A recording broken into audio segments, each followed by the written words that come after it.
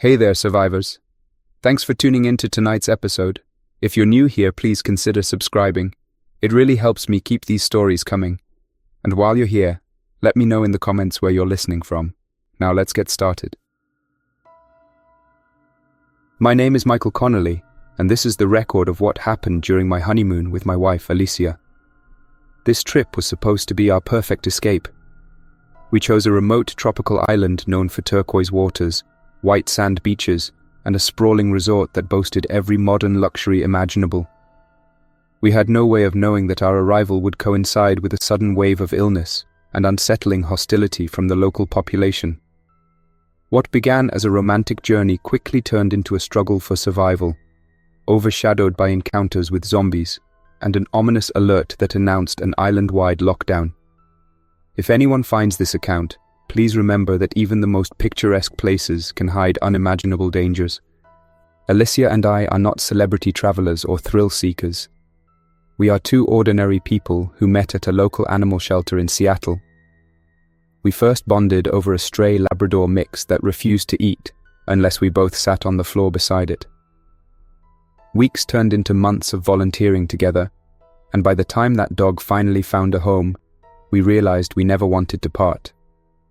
We got engaged on a rainy November day, and the wedding was small, just family and a few close friends. For our honeymoon, we decided to go somewhere warm and exotic. Alicia loves the sun, and I love exploring new places, so a remote island resort sounded perfect. We chose a destination that promised serenity, outstanding service, and isolation from stress. I remember watching Alicia's expression as our plane approached the single, narrow runway on the island. She was excited and nervous at the same time, fiddling with her wedding ring as she watched palm trees sway in the distance. When we arrived at the airstrip, we were greeted by resort staff with leis and bright smiles. The airport itself was modest, just one building with peeling paint and an outdoor seating area. A woman in a crisp uniform introduced herself as Celia, our assigned liaison. She explained that the resort had recently upgraded its security and health screening protocols, but there was no need to worry. Alicia and I glanced at each other, puzzled, but we trusted Celia's reassurance. The rickety van that took us to the hotel felt like an adventure in itself. Palm trees passed by, rustling in the wind, and distant mountains rose like silent guardians over the coastline. Back then, we had no clue about any danger. Yet I noticed something peculiar. On our way to the resort, we passed a few locals who seemed to stare at the van. Their expressions were neither friendly nor curious. They looked more guarded, as if we were intruders. Alicia squeezed my hand but said nothing. We assumed it was just a different culture, or maybe that tourism had disrupted their everyday lives. We could never have imagined how much deeper their unease went.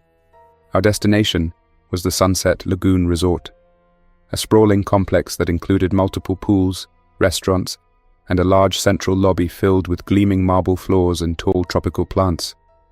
The staff lined up to greet us, offering fruit-infused drinks while a steel drum band played on a raised platform. Everything appeared charming. The only oddity was the number of uniformed security personnel roaming the grounds. Alicia was instantly captivated by the beauty of the place. She ran over to the giant windows in the lobby that overlooked the lagoon. Schools of colorful fish could be seen near the shore, and a small boat was anchored a short distance out. Staffers explained that boat tours were available, as well as scuba diving lessons. It seemed too good to be true.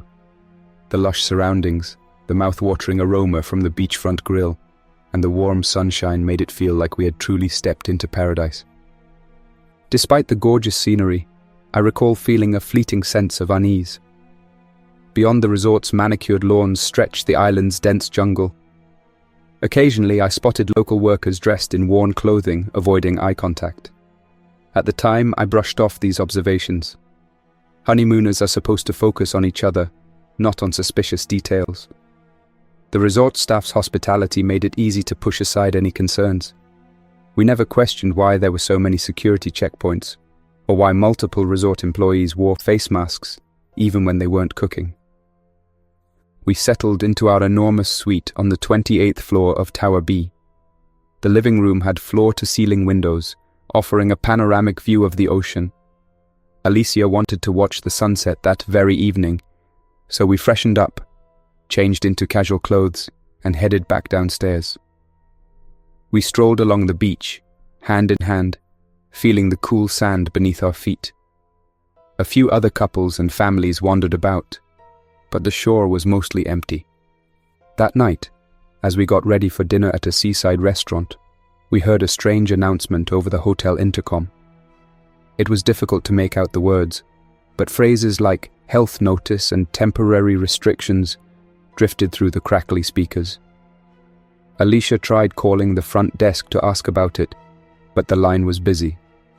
We decided it was probably a routine health protocol or something related to the local authorities. Little did we know how serious it actually was. On our second day, we woke up early to explore more of the resort. Alicia was keen on trying a guided hike through the island's interior to spot exotic birds. I was more interested in a snorkeling session near the coral reef.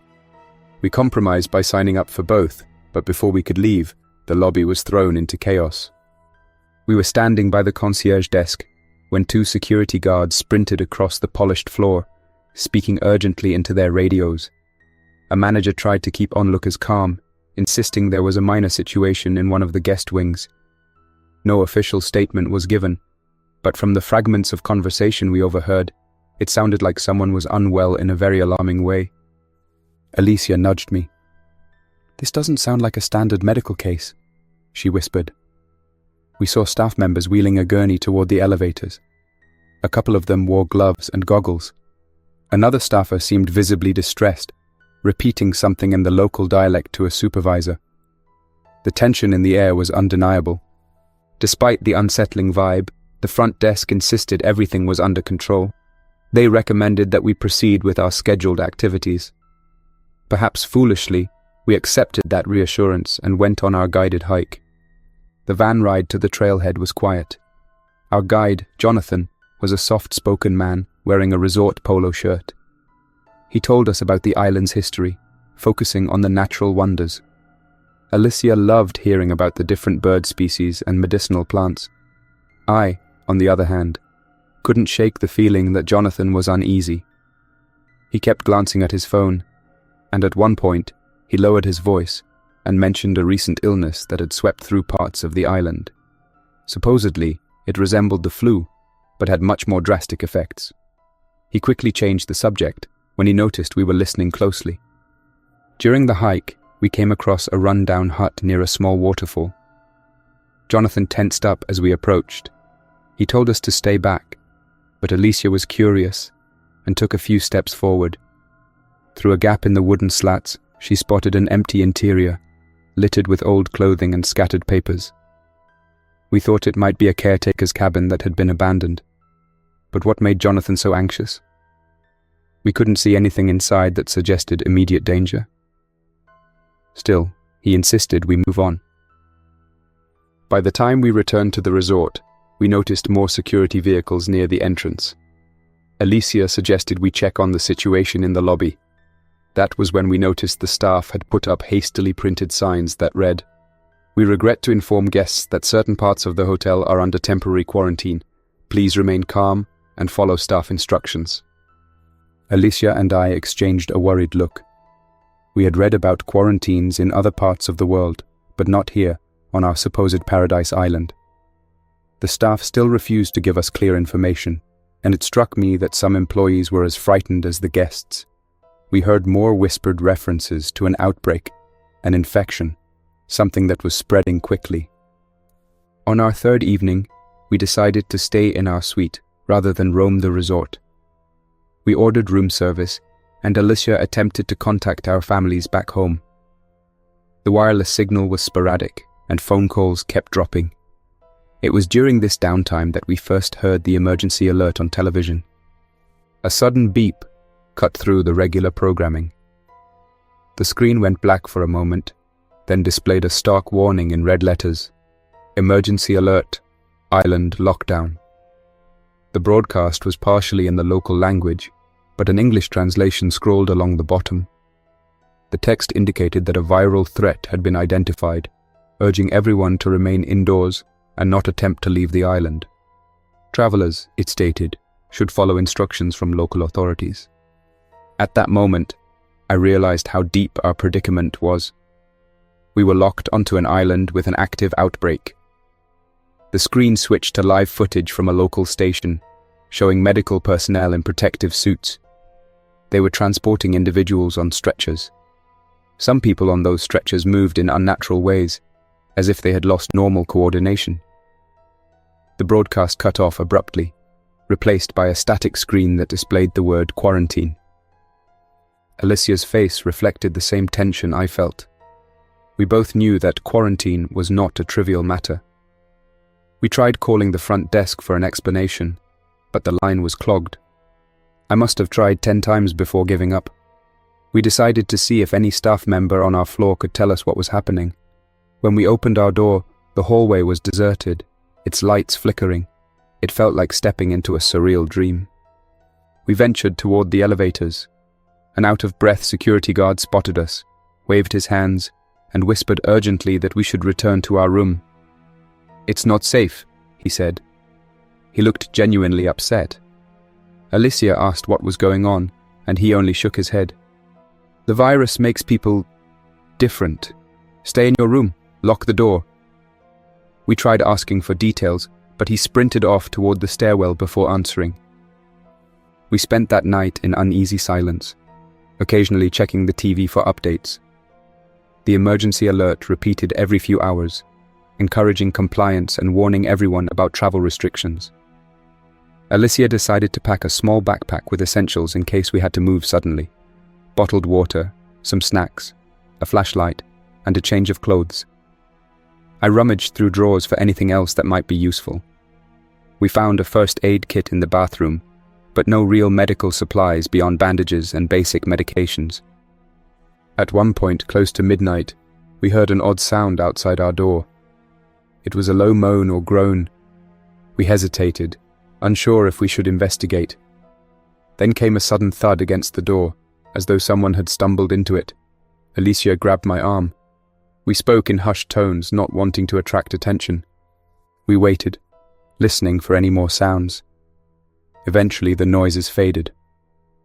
We decided not to open the door. I tried to rationalize that it could have been an injured guest trying to find help. Yet the memory of how that security guard warned us to stay inside made us think twice about stepping out into the hallway. The following morning, we realized we couldn't just remain in the suite indefinitely. Water still ran from the taps, but we didn't know if that would last. We resolved to find more information and gather supplies. Shortly after sunrise, we carefully made our way down the corridor. The elevator was out of service, so we walked down the stairwell. On the 20th floor, we encountered a pair of guests who looked disoriented and exhausted. They said nothing, merely glanced at us before continuing upward. Neither Alicia nor I could gather the courage to speak to them. Something about their expression seemed vacant. We eventually reached the lobby level. The once lively space now resembled an abandoned set. Couches were overturned, and a faint smell of something foul drifted through the air. Broken glass from a decorative vase crunched underfoot. We spotted a half-eaten tray of food on the reception desk, swarming with insects. Soft overhead music played on repeat, an oddly cheerful tune that clashed with the eerie stillness. We discovered that the main entrance was barricaded. Tables and chairs were stacked to form a makeshift barrier.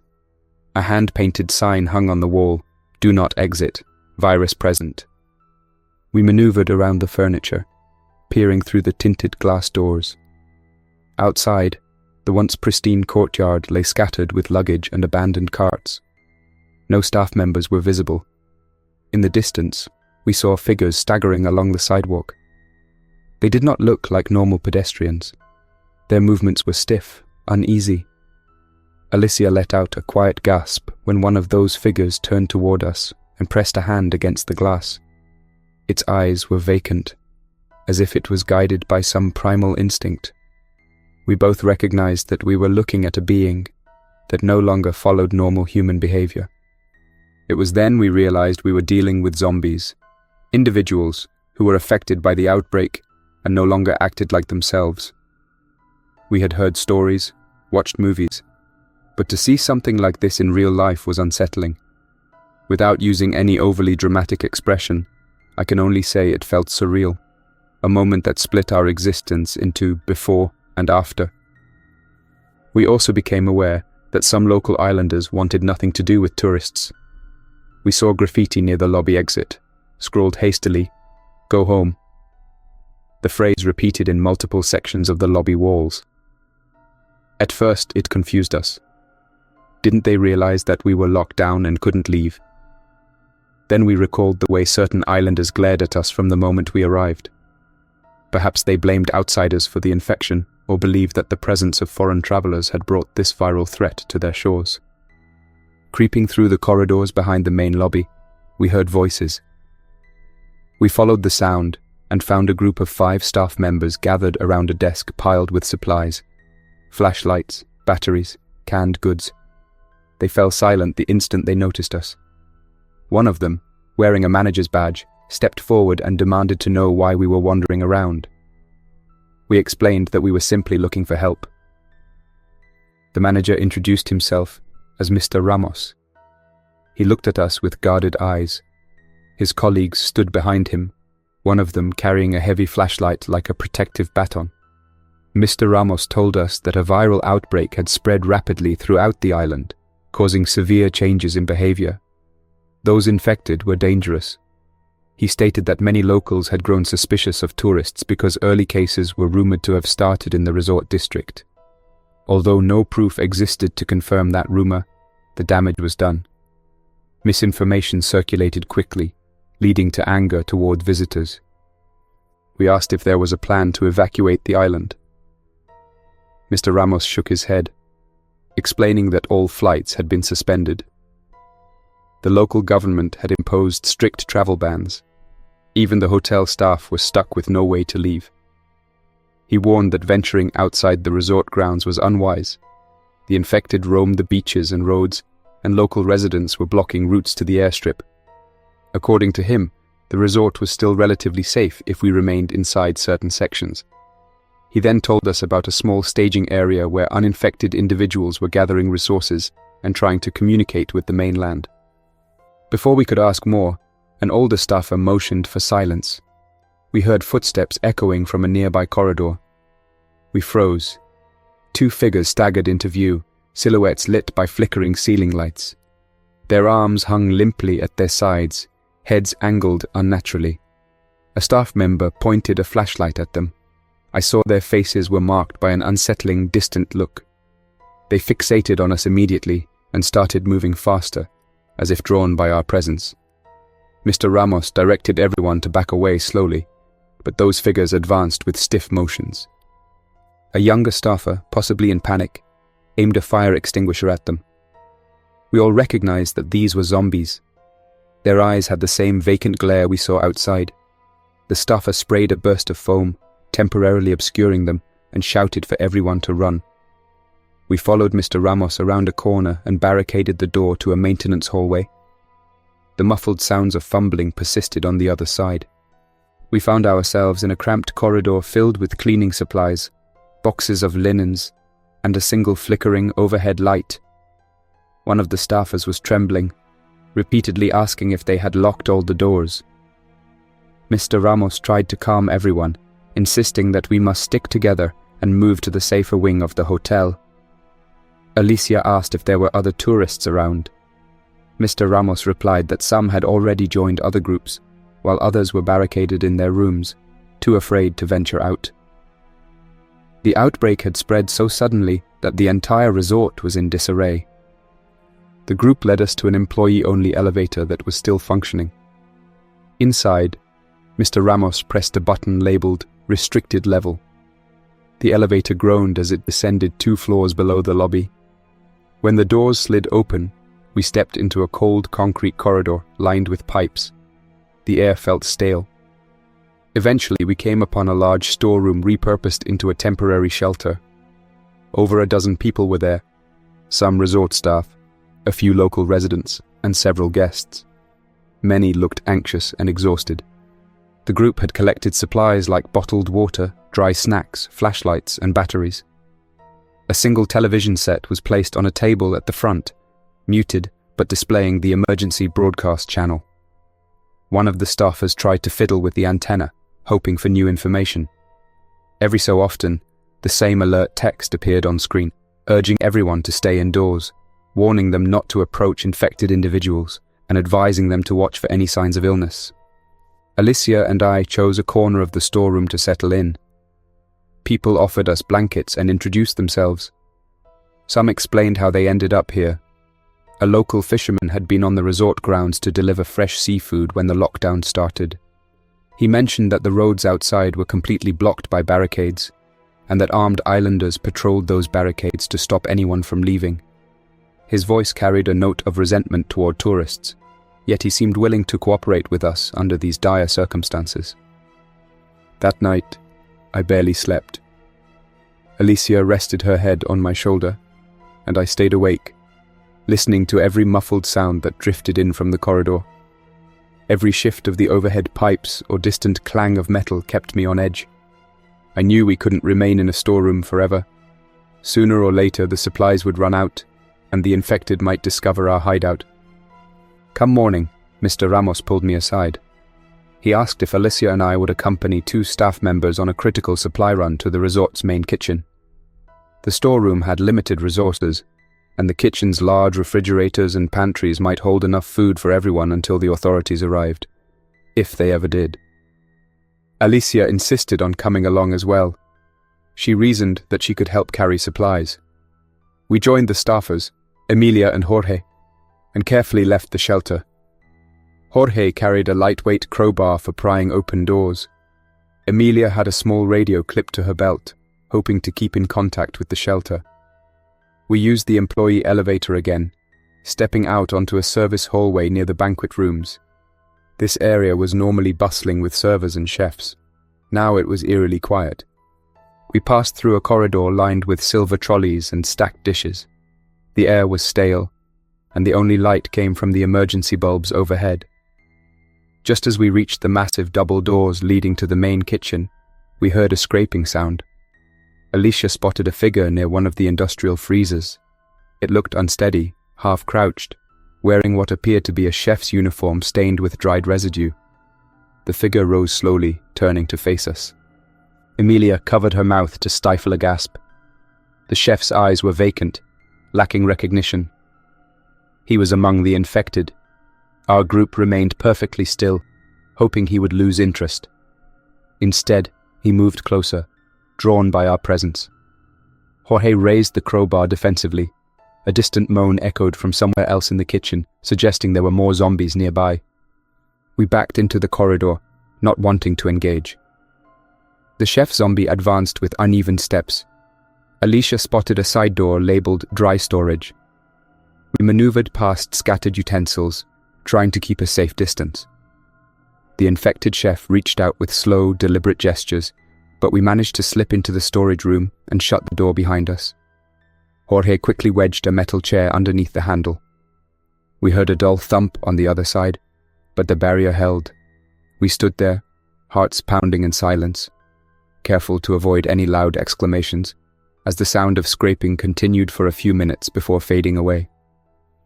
Inside the dry storage room, we found crates of canned vegetables, rice, pasta, and bottled water. It was enough to help the group survive for at least a week, maybe more. We filled our backpacks and any spare sacks we could find. As we prepared to leave, we heard multiple footsteps outside the door. Emilia tried the radio, whispering for instructions, but we got only static. The possibility of encountering more than one infected individual made the situation incredibly tense. Eventually, the footsteps receded. With a silent gesture, Jorge eased the chair away, and we slipped into the corridor. We avoided the main kitchen area, taking a separate service route that looped back to the banquet hall. By some stroke of good fortune, we didn't encounter any more infected on our return trip. When we reached the elevator, we discovered it was no longer powered. With no other choice, we made our way down the emergency stairs, one slow step at a time, carrying as many supplies as we could. Back at the shelter, people greeted us with relief, and we divided the supplies. The sense of temporary triumph was overshadowed by growing tension. The fishermen muttered about how tourists always took resources, while a few guests complained about the islanders' hostility.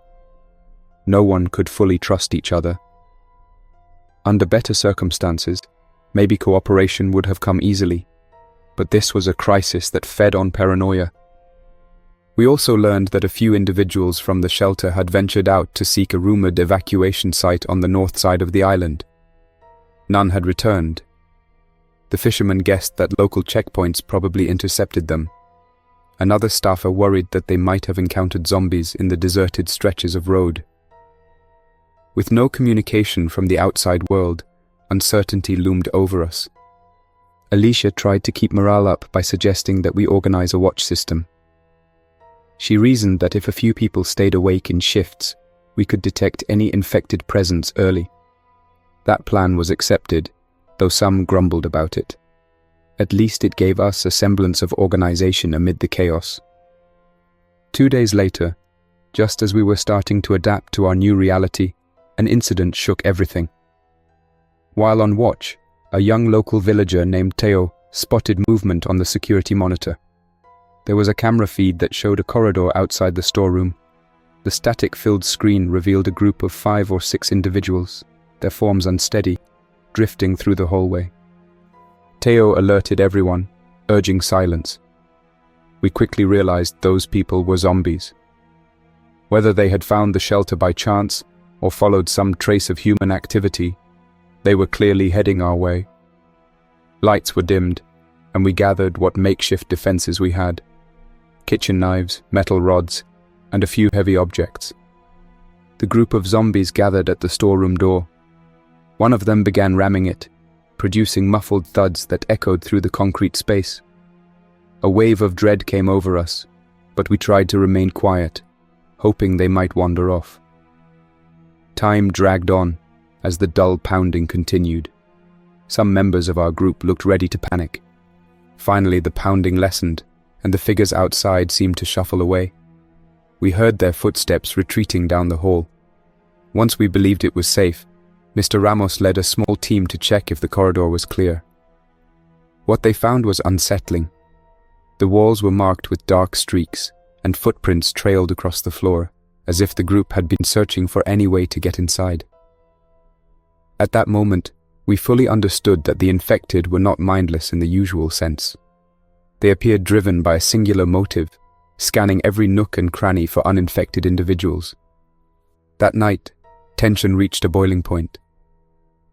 Some in the shelter demanded that the tourists, my wife Alicia and I included, leave the storeroom. They insisted that foreigners were the cause of this crisis, that we would attract more danger. Others argued that we should band together, that it wasn't our fault this virus had spread. Mr. Ramos intervened, stating that driving us out would achieve nothing. The fisherman, whose name we learned was Kalani, glared but said nothing more. Days blended together. Alicia and I tried to keep track of time, but the routine of huddling in a storeroom with periodic forays for supplies dulled our sense of normal life. The resort's building-wide announcements had ceased entirely. Power fluctuated, making the shelter's overhead lights unreliable. At times, the hum of the backup generator kicked in, casting a faint glow. Other times, darkness swallowed the corridors. During a brief moment of electricity, the emergency broadcast channel on the television flickered back to life. This time, a message scrolled across the bottom of the screen. All evac operations suspended. Citizens advised to remain in secure locations. Local populations have enacted region-wide lockdown. The words confirmed that no rescue was coming anytime soon. We felt alone, cut off from the outside world. Despite the tension, small acts of kindness persisted. A staff member offered Alicia a spare jacket, noticing she was shivering in the cold storeroom air. Another person, a tourist from Europe, showed me how to rig a simple alarm system using metal cans and string near the entrance. We found glimmers of humanity, but the overall mood was grim. One afternoon, after a sleepless night, Mr. Ramos announced a possible way to leave the island. He said there might be a supply boat anchored offshore. He had overheard radio chatter indicating the crew was still out there, waiting for an all-clear signal that never arrived. If we could reach the boat, perhaps we could convince the crew to take us away. The problem was that the shoreline was crawling with zombies, and the local villagers set up blockades, wary of anyone attempting to escape. Mr. Ramos asked for volunteers to venture beyond the resort walls to the beach on the far side of the lagoon. The plan was to signal the boat using a high-powered flashlight from the pier, then make a dash to the vessel if it drew close enough. It was a massive gamble with no guarantee. Alicia grabbed my hand and asked me what we should do. Staying in the storeroom offered no long-term solution. The boat plan sounded risky, but it was our only hope of returning home. After a quick discussion, we decided to join the group planning to attempt this escape. A handful of others came forward: Emilia, Jorge, a couple named Luis and Kiana, and a local guide named Eno. Kalani the fisherman refused to join, muttering something about how the boat crew would never take outsiders. Mr. Ramos couldn't come along because someone needed to keep order in the shelter and continue caring for those who remained. He handed us a map of the resort grounds, pointing out a maintenance gate that led to a secluded path toward the lagoon's far side. Our small group gathered what supplies we could carry. We had a flashlight strong enough to use as a signal. We also brought water, some snacks, and the crowbar for any locked gates. We said goodbye to the people in the shelter, uncertain if we would see them again. We moved carefully through dim corridors, staying vigilant for any sign of infected activity. The route took us past guest rooms, a pool area, and an outdoor bar that was now eerily silent. Furniture lay overturned, and half-empty glasses cluttered the bar top. A short distance away, 2 empty lounge chairs sat near the edge of the pool, as if the people who occupied them had simply vanished. At one point, we passed by a massive window that overlooked the resort's central courtyard. Through it, we saw a small group of zombies. They wandered aimlessly between palm trees, occasionally bumping into each other. It felt like looking at another reality. Their expressions were distant, yet they seemed constantly searching. We crouched low and continued onward. We eventually reached the maintenance gate Mr. Ramos had mentioned. A heavy padlock secured it, but Jorge managed to pry it open with the crowbar. The gate squealed in protest as it swung open, revealing a narrow path flanked by thick undergrowth. Eno, the local guide, took point. He carried a large machete, which he used to clear any tangled branches. Along the path, we noticed footprints in the soft soil, suggesting others had come this way. We wondered if they had made it, or if the zombies had intercepted them. The path opened onto a secluded portion of the beach, far from the resort's main strip. The sand was littered with debris, broken surfboards, scattered beach towels, and abandoned sandals. The waves lapped the shore with an unsettling calm. In the distance, we saw a small pier, an old wooden structure that extended into deeper water. Alicia and I exchanged glances. This was it. If the boat was out there, we had to signal it. Emilia switched on the high-powered flashlight, aiming it toward the horizon. We all looked for any sign of a vessel. For a long moment, there was only silence and the sound of gentle waves. Then a faint flicker of light appeared far out at sea, as though someone was flashing a signal in response. Our excitement was short-lived, as a new sound emerged from behind us, a series of uneven footsteps. We turned to see a group of zombies emerging from the tree line, drawn by our presence. Some were dressed in resort uniforms, others in casual tourist attire. Their movements were disjointed, but their focus was entirely on us. Jorge and Eno stepped forward. We had no desire for confrontation, but there was nowhere to hide. The beach was open, and behind us lay only the water. As the zombies advanced, Eno brandished his machete, and Jorge held the crowbar at the ready. The rest of us clustered together, scanning the perimeter in case more appeared. A tense standoff followed. The infected individuals approached with slow determination. Eno shouted at them as if trying to scare them away, but they continued forward. One of them lunged for Jorge, who sidestepped and swung the crowbar. We tried to avoid any direct engagement, but the confrontation was inevitable. Alicia clutched my arm, and I could feel the fear radiating between us. Suddenly, a distant horn sounded from the ocean. The supply boat was drawing closer, responding to our signal. But the zombies were now dangerously near. We had only one choice: push through them and run for the pier. Eno led the charge, clearing a path with measured swings of his machete. We wove around the staggering figures, always mindful of keeping distance. Emilia and Kiana nearly tripped in the sand, but Lewis helped them up, and we all kept moving. We reached the rotting wooden pier, which creaked under our combined weight. The boat was indeed heading our way, a small vessel with a single deck. Someone on board flashed a light at us, but they hesitated to get too close to the shore. Perhaps they feared running aground. We shouted that we needed help, waving our arms and the flashlight in unison. Behind us, the zombies followed, stumbling onto the pier as if they had no sense of personal danger. The boards beneath them groaned ominously. One of the creatures caught up to Jorge, grabbing his backpack strap. He yanked free and hurried onward, the crowbar slipping from his grasp. Eno kicked at the boards behind us, trying to dislodge or slow down the infected, but it made little difference. Desperate to reach the end of the pier, we rushed forward. The boat was now only yards away, its engine idling. A figure on the deck, presumably the captain, called out something we couldn't fully understand. The language barrier was an obstacle, but we guessed they were telling us to jump or swim to the vessel. Alicia squeezed my hand. We looked at each other for a brief moment that felt like an eternity.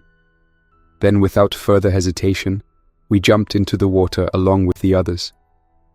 The waves immediately soaked us, and for a few seconds, disorientation took over. When I surfaced, Alicia was beside me, coughing but still conscious. We paddled toward the boat, where crew members extended poles or ropes to pull us aboard. Several zombies tumbled into the water behind us, thrashing aimlessly. Their vacant expressions were the last thing I saw before a crew member helped me climb the ladder. Once on deck, Alicia clung to me. Jorge, Emilia, Lewis, and Kiana were pulled up as well. Eno followed, water streaming off his clothing. We had made it onto the boat, but our ordeal was far from over. The captain and his crew were locals who spoke a dialect we barely understood.